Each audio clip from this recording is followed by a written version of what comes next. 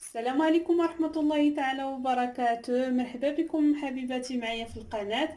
كنتمنى الفيديو ديالنا اليوم يلقاكم في احسن الاحوال.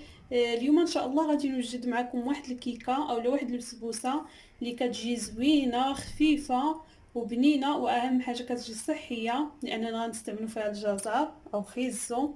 فنبداو المقادير على بركه الله. غادي نحتاجو ليها عندنا 250 غرام ديال السميده رقيقه باش كنديروا الحرشه. 250 غرام. ما يعادل 2 كيسان ديال العنبه. انا عبرت بالكيسان العنبه باش نعطيكم العبار بالكيسان.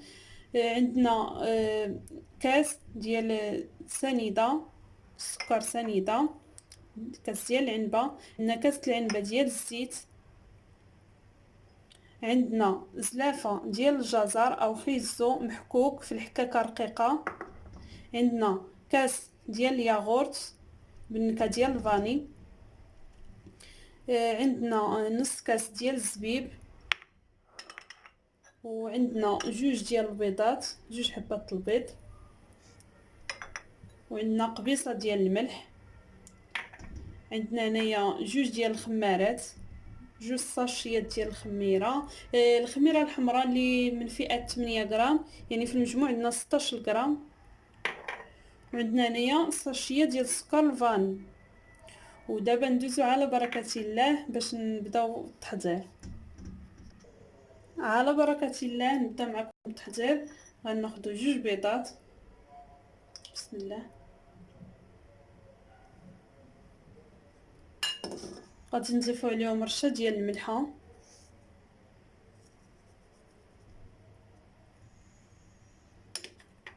وصاشيه ديال السكر فاني. يمكن لكم تستعملوا الفاني السائله الى عندكم. وعندنا هنايا كاس ديال سنيده، كاس ديال العنبه ديال سنيده. بسم الله.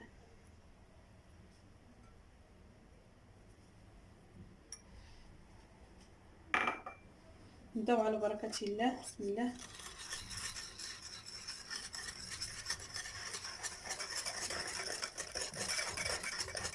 جربوها اكيد غادي تعجبكم، والوليدات الصغار غتعجبهم حتى هما، لان الجزر ما كيجيش بين وسطها، ولكن كيعطي واحد النكهه زوينه وهي كتجي خفيفه.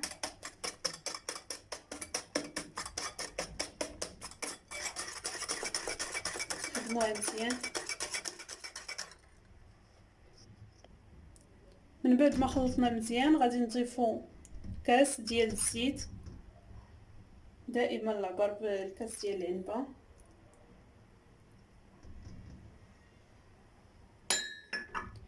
جربوها ان شاء الله غادي تعجبكم، انا متاكده ان شاء الله غادي تعجبكم.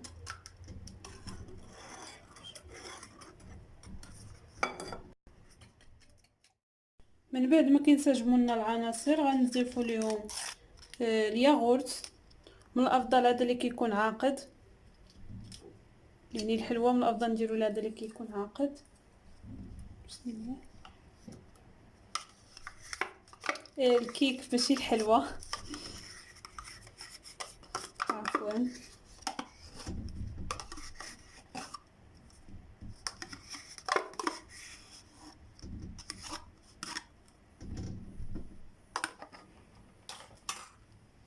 نحركو مزيان.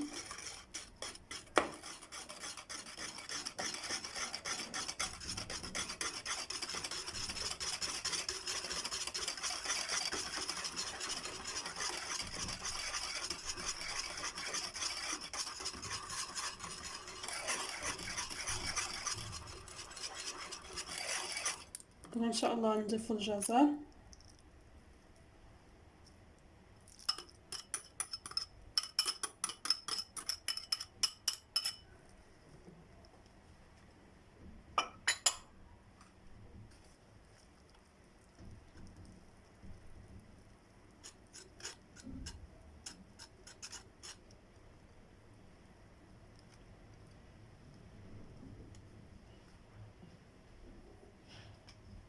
من بعد ان شاء الله دابا نضيفو السميده. كما قلت لكم 250 غرام رابعه، ولا بغينا نعبرو بالكيسان د العنبه 2 كيسان ديال العنبه.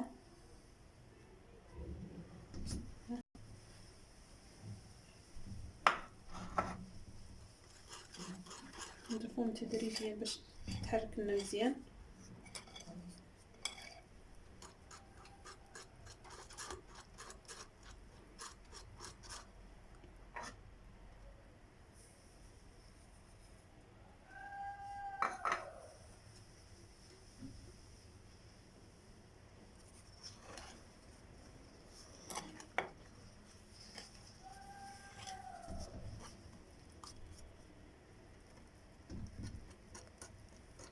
غادي نخلي لكم المقادير في صندوق الوصف، نخلي لكم المقادير مكتوبه في صندوق الوصف باش اللي بغى يجربها يلقى المقادير مضبوطين. دابا غادي نضيفو 2 اكياس ديال الخميره كي قلت لكم من فئه 8 غرام، يعني المجموع عندنا 16 غرام ديال الخميرات الحلويات.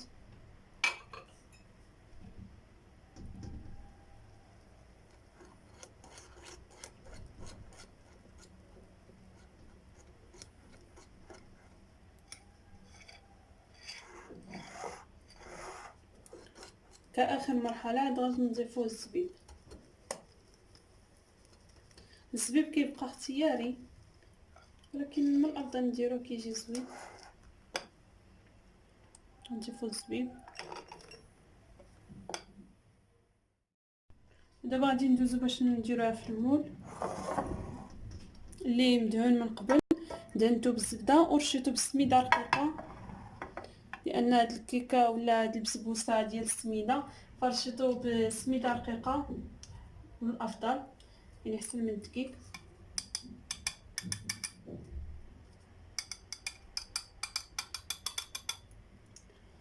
وكي قلت لكم الفران ما يكونش سخون من قبل. غنشعلو وندخل ليه المول ديالنا. بسم الله.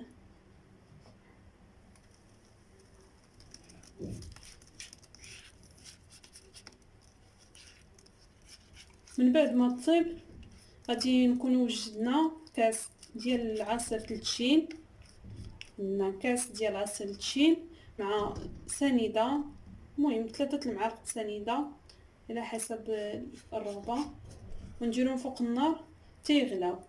ملي نخرجوها من الفران غادي نسقيوها بداك العصير ديال الليمون اللي غنكونوا كي قلت لكم درناه فوق النار هو سنيده. دابا ان شاء الله نتلاقاو من بعد ما طيب لنا الكيكه ديالنا. من بعد ما كطيب البسبوسه ديالنا كتجي كيف ما كتشوفوا معايا محمره وكتجي خفيفه ومهويه. اكيد غادي نقطعها معكم، ولكن دابا خصها تكون باقي سخونه وغادي نبداو كنسقيوها. كي قلت لكم عندنا كاس ديال عصير البرتقال، عصير ديال التشين اللي كنديرو فوق النار، كنديرو معاه 3 المعالق ديال سنيده وكنديرو حتى كيغلى مزيان، وكنسقيو به الكيكه ديالنا وهي تكون باقي سخونه.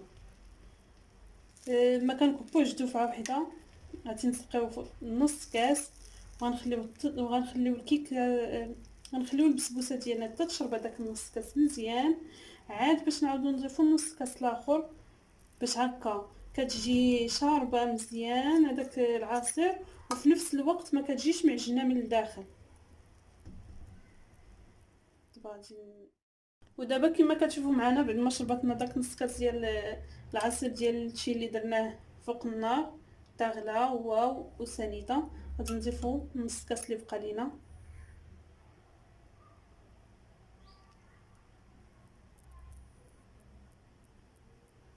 قلت لكم هاد الطريقه باش ما كيجيش معجن، ما كتجيش معجنه البسبوسه ديالنا من الداخل، كتجي خفيفه وفي نفس الوقت كتجي شاربه هاد العصير. كما قلت لكم التزيين كيبقى اختياري، يمكن لكم تزينوا باي حاجه بغيتو.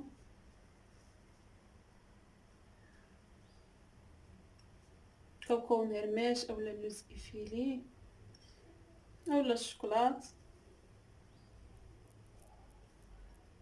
غنكتفي بالكوك. دابا نقطعوها باش نشوفوا كيفاش كتجي من الداخل.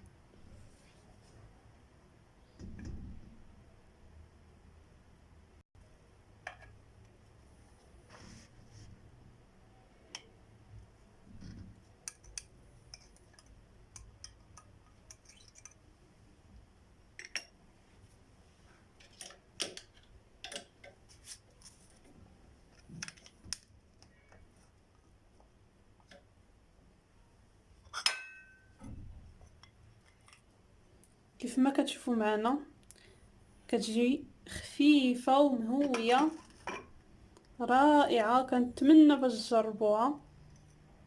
نتوما كيف ما كتشوفوا نقرب لكم. وإلا عجبتكم الوصفه ديال نهار اليوم ما تنساوش تشتركوا عندي في القناه، قناه اطباق سهام، وتفعلوا الجرس باش يوصلكم كل جديد. وخليوا لينا لايك وتعليق في الاراء ديالكم واقتراحات اللي بغيتوني نشاركها معكم ان شاء الله. الى اللقاء.